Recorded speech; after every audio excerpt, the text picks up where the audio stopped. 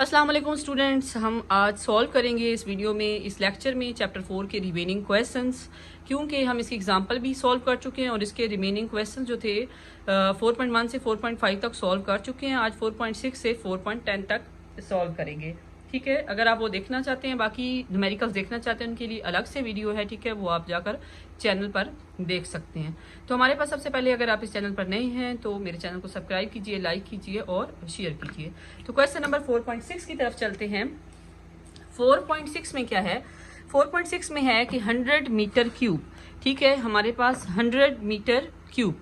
आपने यहाँ पे देखना है कि आपको नहीं बताया गया कि ये वॉल्यूम है, तो आपने कैसे जज करना है? आपने इसके यूनिट से जज करना है कि ये इसका क्या है, वॉल्यूम है। Of the water is pumped from a reservoir into tank and 10 metre higher than reservoir. हमने क्या करना है कि हमने इतने पानी को पंप करना है। ठीक है, एक टैंक के अंदर कितनी ऊंचाई तक? 10 मीटर की ऊंचाई तक इन 20 मिनट्स। कितने टाइम में? 20 मिनट में। If the density of water is 1000 kg पर मीटर क्यूब। तो हम इन तमाम वैल्यूज को, हमें दिया गया है वॉल्यूम दिया गया है, हमें हाइट दी गई है 10 मीटर, हमें टाइम दिया गया है 20 मिनट, हमें डेंसिटी दी गई है 1000 kg पर मीटर क्यूब। और हमें जो टाइम दिया गया है उस टाइम को देखें कि वो मिनट में था, तो हमने उसे लाजमी किस में तब्दील कर देना है? सेकेंड्स में। तो 1 मिनट में कितने सेकंड होते हैं? 60 सेकंड होते हैं। तो इसको 60 से मल्टीप्लाई कर देंगे तो 1200 सेकंड आंसर आ जाएगा। और अब हमने फाइंड क्या करना है? फाइंड आउट हमने करना है the increase in potential energy and the power. मतलब आपने पावर फाइंड आउट करना है और पोटेंशियल एनर्जी को फाइंड आउट करना है। तो सबसे पहले देखिए कि हमारे पास क्या है। पोटेंशियल एनर्जी का सिंपल फार्मूला है। ठीक है, ए पॉइंट को सॉल्व कर लेते हैं। तो पोटेंशियल एनर्जी का हमारे पास फार्मूला है mgh। ठीक है, आपको अच्छे से पता है कि mgh। ठीक है, हमारे पास क्या नहीं है? हमारे पास m नहीं है। तो सबसे पहले m फाइंड कर लेते हैं। तो m के लिए हम क्या करेंगे? ये फार्मूला इस्तेमाल करें, बड़ा बेसिक सा है कि डेंसिटी इक्वल है मैस पर यूनिट वॉल्यूम के। ठीक है, आप सब जानते होंगे। ठीक है, तो हमें मैस चाहिए, हम मैस को साइड पे कर देते हैं और रो को मल्टीप्लाई कर देते हैं वॉल्यूम के साथ। ठीक है, तो रो हमारे पास कितना है? 1000। ठीक है, वॉल्यूम कितना है? 100। ठीक है, तो ये तो बहुत आसान हो गया। इसको हम लिख सकते हैं 10⁵ kg। ठीक है, ये हमारे पास m आ गया। अब ये तमाम वैल्यूज उठा के हम किधर चलते हैं? हम पोटेंशियल एनर्जी में पुट कर देते हैं। m की वैल्यू 10⁵ है। ठीक है, g की कितनी है? 9.8 और h की कितनी है हमारे पास? 10। h की कितनी है? 10। तो इसको क्या करें? 10 की पावर। आपको ये याद रखना है कि जब हमारे पास कोई भी चीज़ मल्टीप्लाई हो रही होती है तो उनकी पावर्स ऐड हो जाती हैं। तो यहाँ पे हमारे पास इसकी पावर कितनी है? 1, इसकी कितनी है? 5। तो ये हमारे पास क्या हो जाएगा?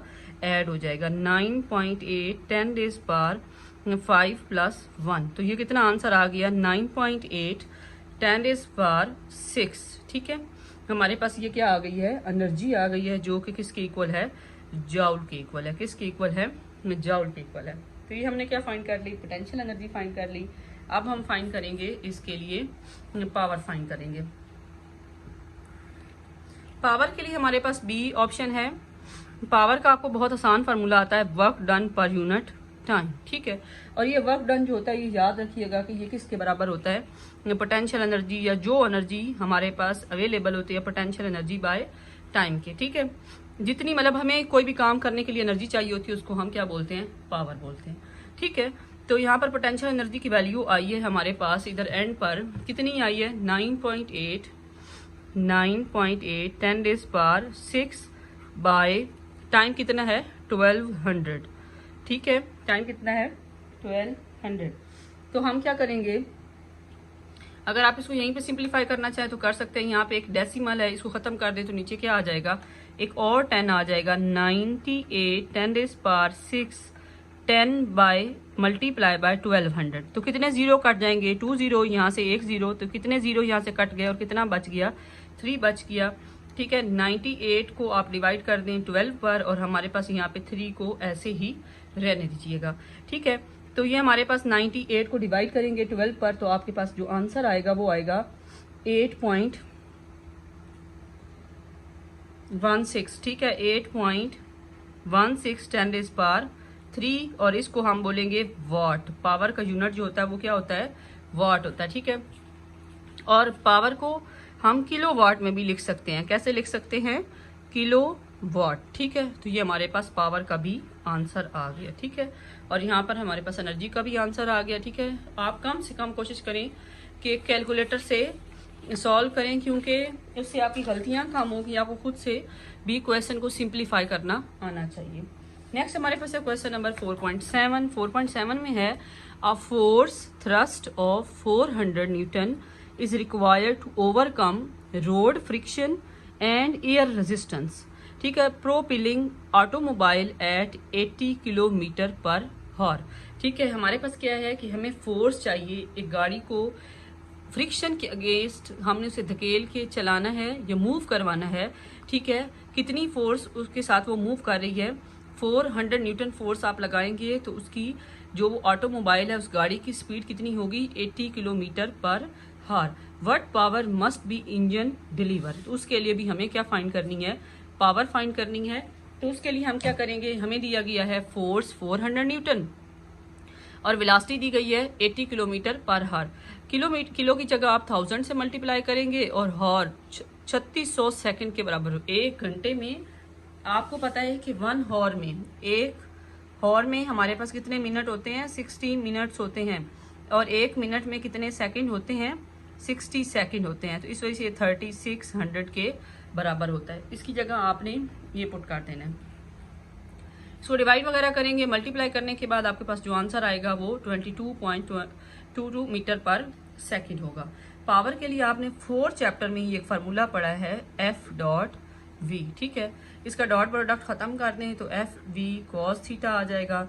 तो वो कहता है जिस साइड पे हम ऑटोमोबाइल को फोर्स लगाएंगे, ठीक है, वो गाड़ी भी किधर जाएगी, उसी साइड पे। तो वेलोसिटी और फोर्स में जो एंगल है वो क्या है, 0 डिग्री है। ठीक है, तो फोर्स की वैल्यू है 400 न्यूटन, वेलोसिटी की है 22.2 और कॉस क्या है 0 पे। 400 मल्टीप्लाई बाय 22.2 कॉस 0 पे 1 होता है, आपने याद रखना है। कॉस 0 पे क्या होता है, 1 होता है। ठीक है, और ये हमारे पास बराबर होगा, इसको मल्टीप्लाई करेंगे, जब मल्टीप्लाई करेंगे तो इसका जो आंसर आएगा वो हमारे पास आएगा 880। ठीक है, वॉट।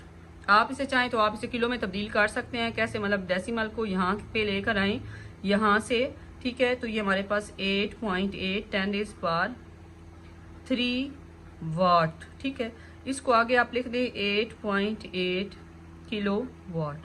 ये हमारे पास क्या आ गई, पावर आ गई। ये हमारे पास क्या आ गई, पावर। बहुत सिंपल था। ठीक है, नेक्स्ट क्वेश्चन हमारे पास है 4.8। How large a force is required to accelerate an electron. ठीक है, m is equal to 9.1 10⁻³ kg from a rest to a speed. ठीक है, आपने इस बात पे गौर करना है। ठीक है, कि हमने कितनी फोर्स लगानी पड़ेगी कि एक इलेक्ट्रॉन को एक्सेलरेट करवाने के लिए from rest to speed 2 multiply by 10⁻7 metre पर second through a distance of 5 centimetre. तो आपको वाज़ह तौर पर नजर आ रहा है कि हमारे पास क्या है कि हमें F फाइंड करना है, और हमारे पास मैस ऑफ इलेक्ट्रॉन दिया गया है, और उसकी इनिशियल स्पीड 0 है। कौन सी 0 है, इनिशियल स्पीड 0 है। फाइनल हमें दी गई है through a distance of 5 centimetre. ठीक है, तो हमारे पास ये देखें कि सबसे पहले हमने डाटा नोट कर लिया है।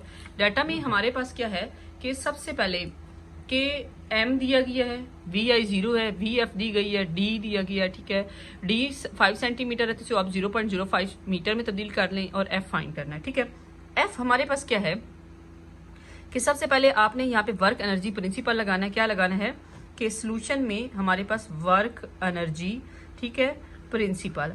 इसमें हमारे पास क्या होगा, यहाँ पे हमारे पास W वर्क डन इक्वल होगा डेल काइनेटिक एनर्जी के। ये हमारे पास क्या है, वर्क एनर्जी प्रिंसिपल है। तो यहाँ पे हमारे पास ये बराबर होगा 1/2 mvf², 1/2 mvi²। यहाँ पर देखें तो हमारे पास vi 0 है, vi 0 है, तो ये वाली साइड क्या हो गई है 0। और वर्क डन आपको पता है ये F.D के बराबर होता है। यहाँ पे क्या आ जाएगा, Fs आ जाएगा। हम D को आप एफ डी बोलना चाहें, एफ एस लिखना चाहें, जो भी यहाँ पे हमारे पास, अगर वहाँ पे हमने एफ डी लिखा है तो यहाँ पे भी एफ डी ही लिखेंगे। 1/2 mvf स्क्वायर।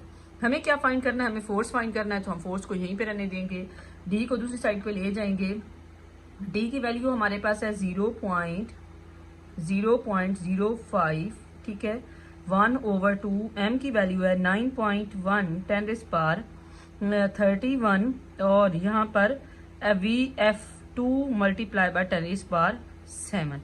तो यहाँ पर मैं आपको कैलकुलेशन सिंप्लीफाई करना सिखा देती हूँ कि सबसे पहले हम ये स्क्वायर खत्म कर लेते हैं। 2 2 जार 4 हो जाएगा और यहाँ पे पावर में जब भी वैल्यू है तो आपने सिर्फ उस पावर की वैल्यू को उसके साथ क्या करना होता है, मल्टीप्लाई करना होता है, ठीक है। तो 1/2 9.1 10⁻31, यहाँ पे 4 7 2 जार 14, ठीक है। अब आपने 2 को 2 से कट कर देना है, 2 2 जार 4 आ गया, ठीक है। इस 2 को इसके साथ मल्टीप्लाई करें तो 2 1 जार, या अगर आपको अभी यहाँ पर नहीं क्लियर नजर आ रहा तो इस तरह लिख लें।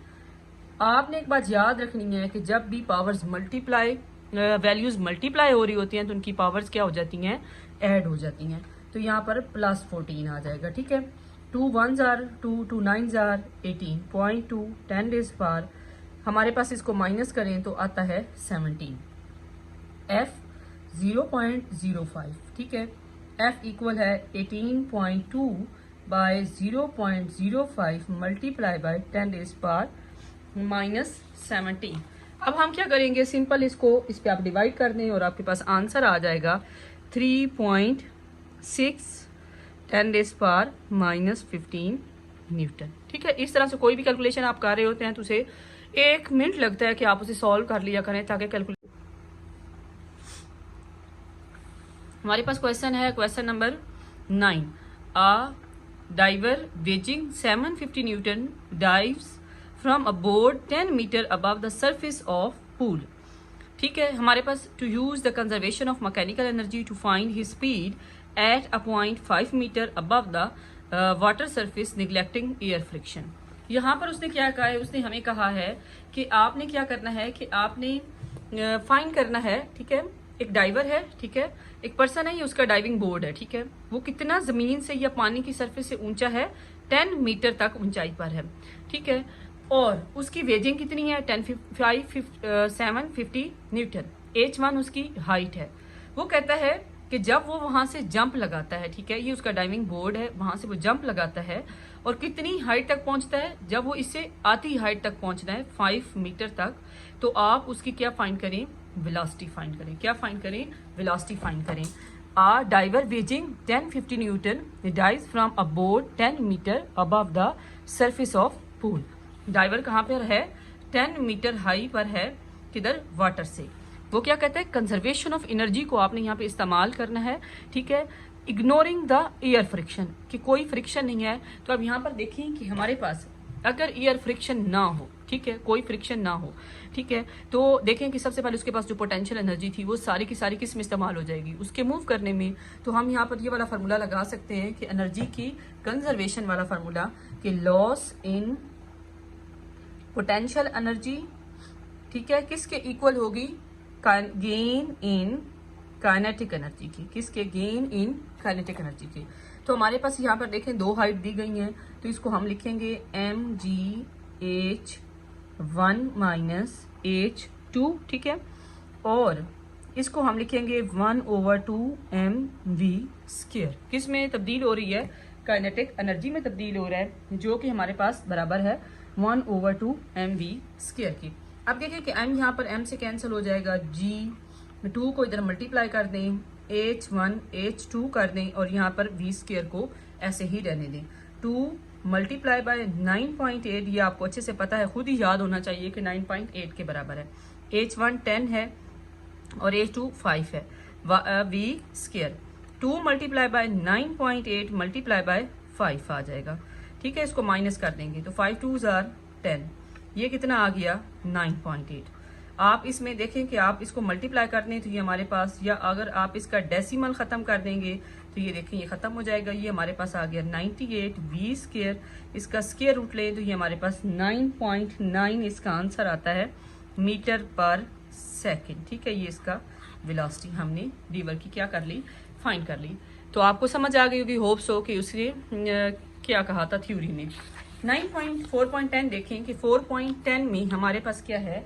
4.10 में वो कहता है कि एक बच्चा है, ठीक है, a child starts from a rest at the top of slide of height 4 metre. कि एक बच्चा है और वो स्लाइड कर रहा है, ठीक है। आपको पता है पार्क में ये झूला लगा होता है, ठीक है। उसकी वो कहता है हाइट कितनी है, 4 मीटर, और बच्चा यहाँ टॉप पे बैठा हुआ है और वो स्लाइड करके उसने किधर जाना है, नीचे की तरफ जाना है, ठीक है। What is his speed at the bottom if the slide is frictional less. आप बताएं कि अगर वो इसके ऊपर स्लाइड करके यहाँ बॉटम तक जाता है टॉप से, तो इसकी स्पीड कितनी होगी अगर हमारे पास ये सरफेस फ्रिक्शनल लेस हो।